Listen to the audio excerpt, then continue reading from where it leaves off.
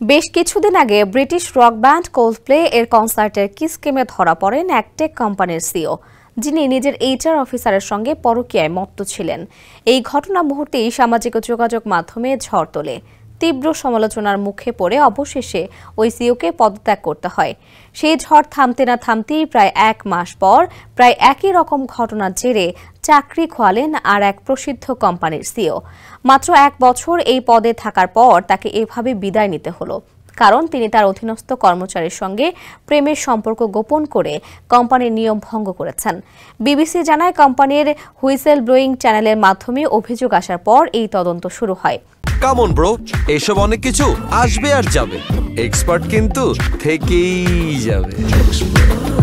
প্রথম অভ্যন্তরীণ তদন্তে অভিযোগ প্রমাণিত না হলেও পরবর্তীতে বাইরের আইনজীবীর সহায়তায় সম্পর্কের সত্যতা পাওয়া যায়। কোম্পানির চেয়ারম্যান পল বুলকে এবং পরিচালক পাবলো ইসলা তদন্তটি পরিচালনা করেন।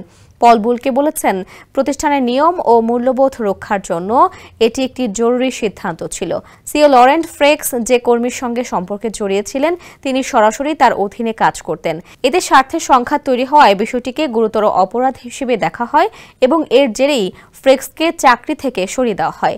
নেসলে আরও জানিয়েছে, ফ্রেক্স কোনো ধরনের এক্সিট প্যাকেজ পাবেন না। প্রায় 40 বছর ধরে নেসলের সঙ্গে যুক্ত ছিলেন লরেন্ট ফ্রেক্স। সবচেয়ে বড় বিষয় হলো, প্রায় 40 বছর ধরে যুক্ত থাকার পরও কোনো এক্সিট প্যাকেজ বা আর্থিক সুবিধা ছাড়াই প্রতিষ্ঠান ছাড়তে হচ্ছে তাকে।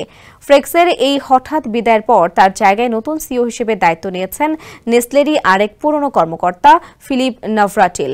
নেসলে জানিয়েছে, এই ঘটনার কারণে তাদের কৌশল বা কাজের গতিতে কোনো পরিবর্তন আসবে না।